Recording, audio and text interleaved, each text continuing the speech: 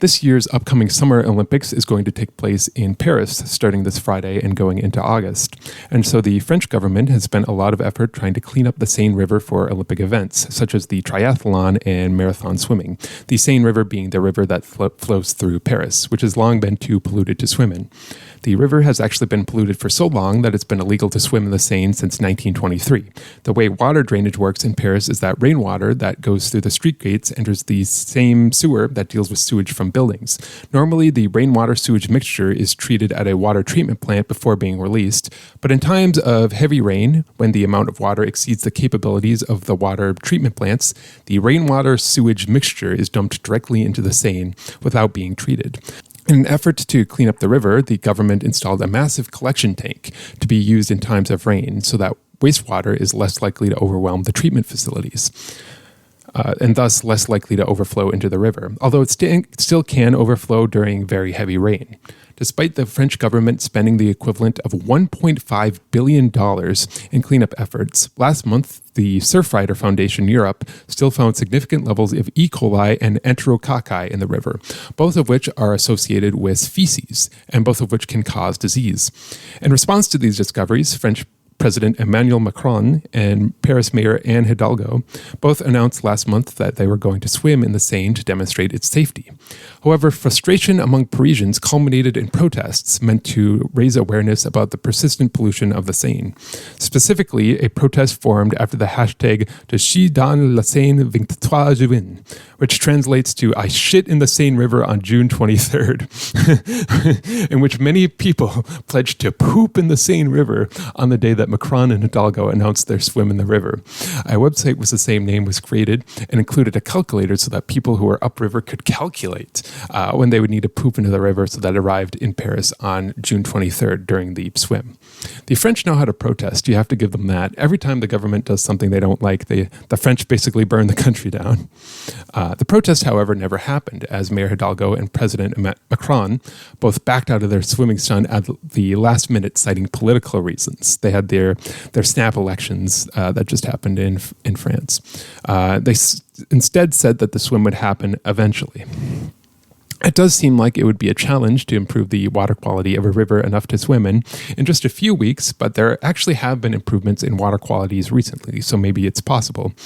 And I'm happy to announce that Anne Hidalgo did recently swim in the river. I couldn't find if anyone actually pooped in the river during this swim, though.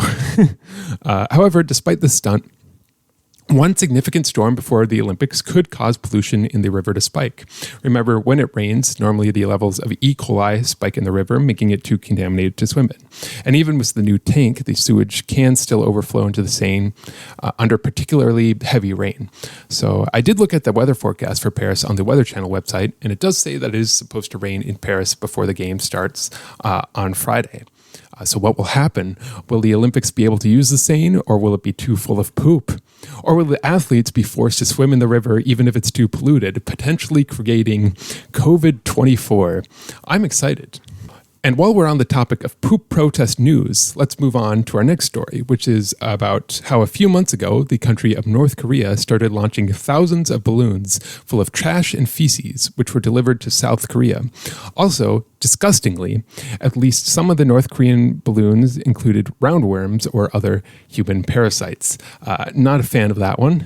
This is in response to South Korean activists from the Free North Korea movement that have launched balloons meant to scatter anti-North Korean propaganda leaflets and other prohibited Western media such as K-pop over North Korea.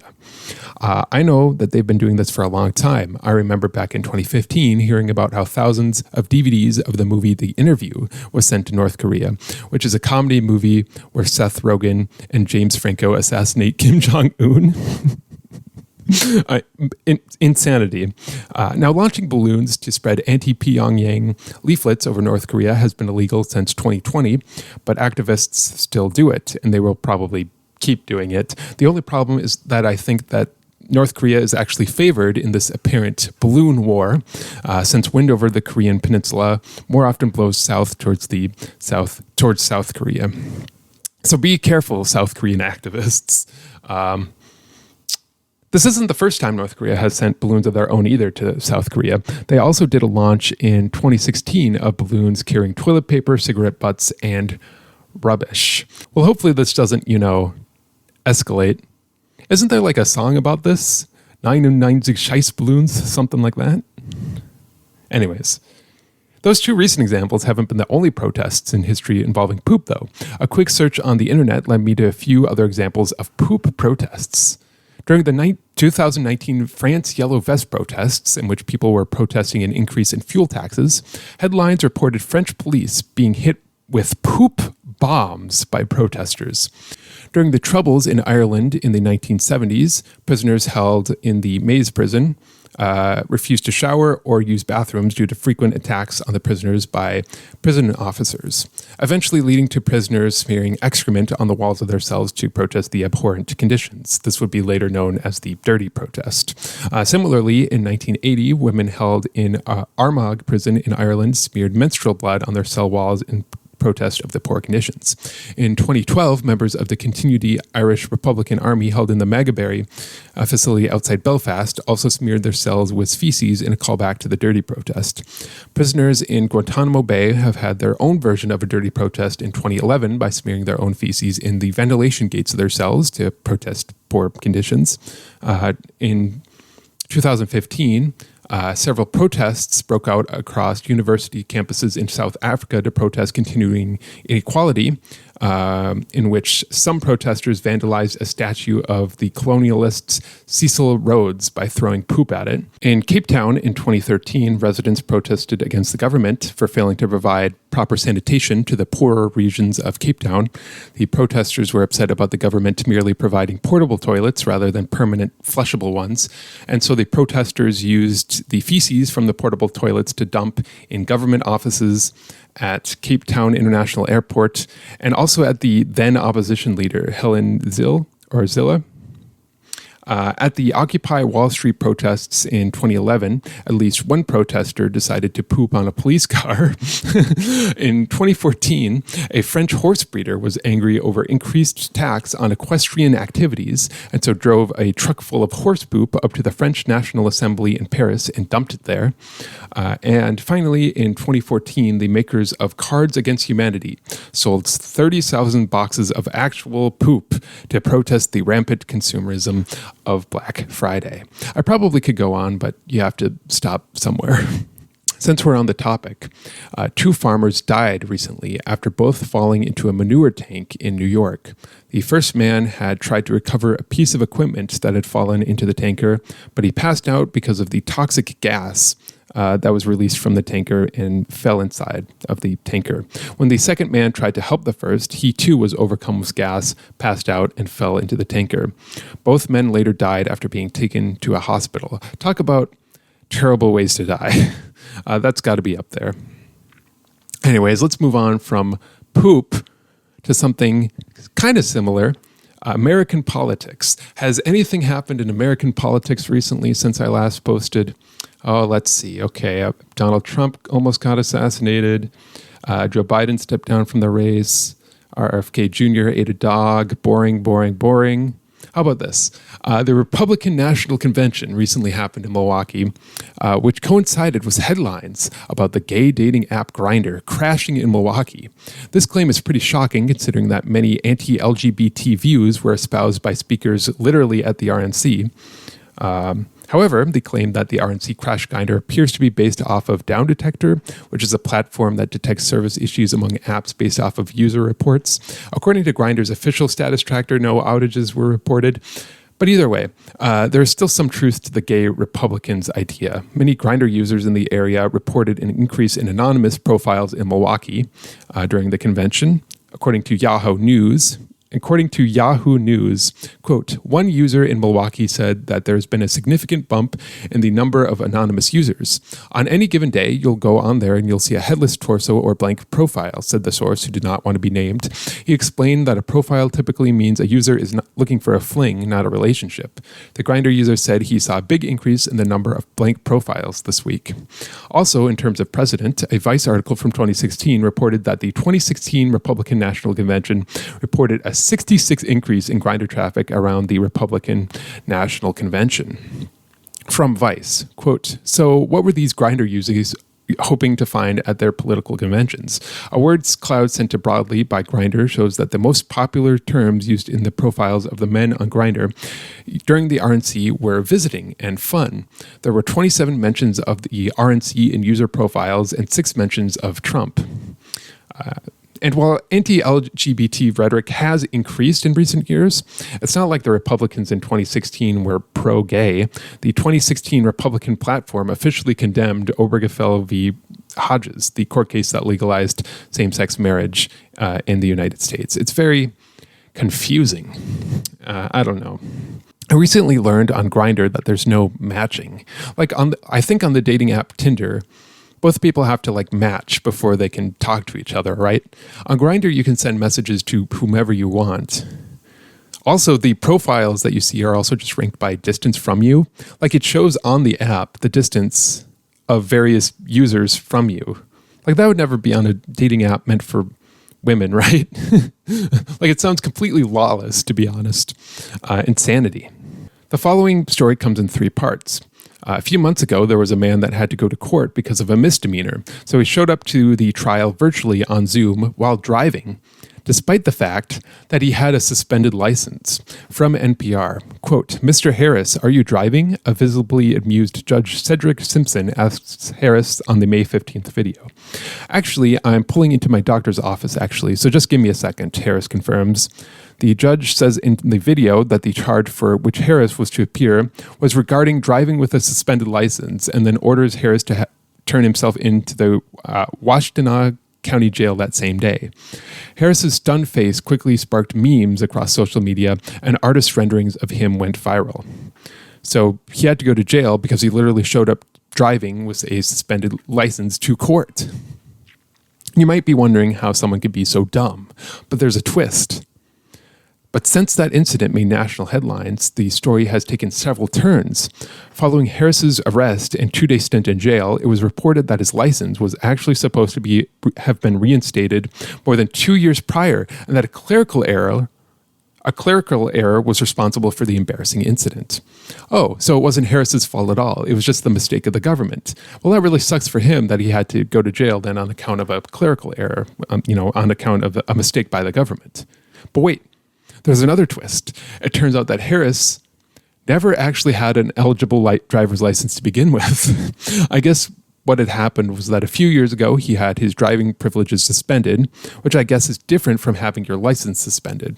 When his driving privileges were reinstated a few years ago, he had the opportunity to obtain a license, but never did. This is unbelievable, quite frankly. Wow, what a story. This is another story, which comes in 2 parts. I'll just read the article headline of the first part. U.S. woman declared dead, found alive at funeral home. That has to be scary if you're a funeral home worker and one of the bodies comes back to life. The 74-year-old Nebraska woman was mistaken for dead at a nursing home and taken to a funeral home where she was found to still be breathing. She was taken to the hospital afterwards, where the second headline comes into play. Quote, "Woman who started breathing at funeral home has now died." Oh, she died. Twice. It seems that she was in hospice, so that's why this happened. I guess they just assumed that she was really dead the first time, so didn't take her to the hospital. I don't know. I just wanted to mention this. A few weeks ago, I mentioned how there was only one zoo in the United States that has giant pandas, which was Zoo Atlanta. That was true at the time, but recently, on June 27th, 2 giant pandas arrived at the San Diego Zoo, the first pandas to enter the United States in 21 years. I guess China's real stingy with their pandas, and even then, pandas are only loaned to the United States by China. Actually, China uses pandas as part of their diplomacy. China leases out pandas in an attempt to improve relations with other countries. So yeah, it turns out that pandas at zoos in the United States are actually rare, but actually there used to be even more zoos with pandas in the United States. But due to Due to the increasingly strained relationship between China and the United States in past years, China refused to extend the lease for pandas in zoos in San Francisco, the Memphis Zoo, and the National Zoo in Washington, D.C. And even Zoo Atlanta is scheduled to return their pandas to China by the end of this year.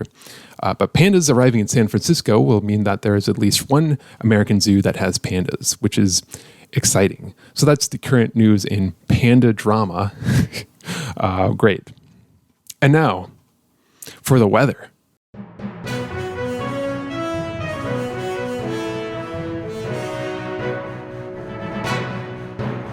It's freaking hot outside. Back in June, around 1.8 million Muslims made the pilgrimage to Mecca in Saudi Arabia, which all Muslims are required to take once in their life if they are able. The Hajj follows a lunar calendar, so it doesn't always fall during the hottest months of the year, but this year it did, which meant that temperatures exceeded 50 degrees Celsius, about 122 degrees Fahrenheit, which in turn led to the death of over 1,300 people from the heat, which is an astonishingly high amount of people. It's not just other countries, though, either. This extreme heat is also present in America. On the week of July 7th to July 13th, more than 2,500 American cities sent heat records across California, Arizona, Nevada, and the Pacific Northwest. Currently, some 30 million Americans are under heat advisories until Wednesday, with some projections topping 110 degrees Fahrenheit.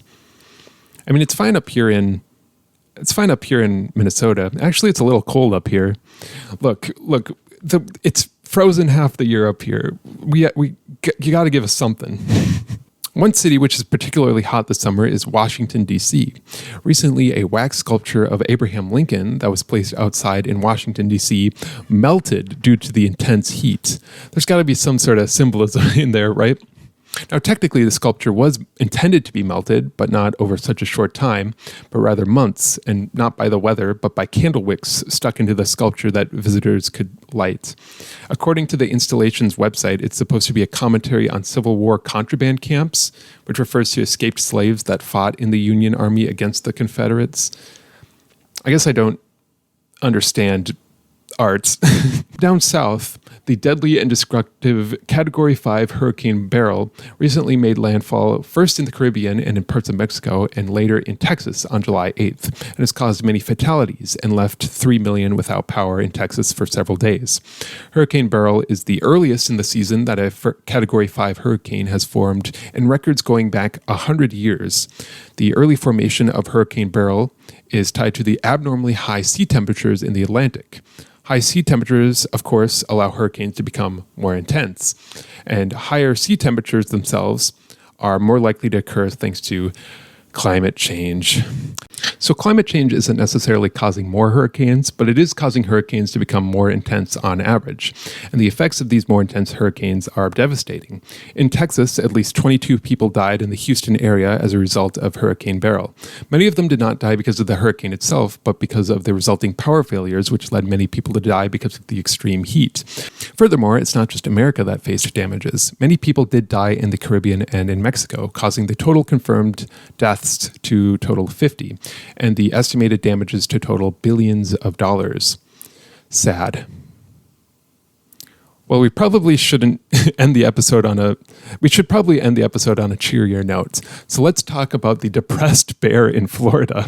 The Walton County Sheriff Office in Florida posted a warning on social media to not approach black bears after witnessing onlookers, quote, trying to take selfies with the bear that's clearly not in the mood for pictures, noting that the bear, quote, has shown signs of severe stress. The social media post started with the quote, famous last words, if not friend, why friend-shaped? Because this black bear is stressed, depressed lemon zest. I don't know what any of those words mean, but I can tell you that you shouldn't go near bears. All right. I mean, that's all I have. Wow, what an episode.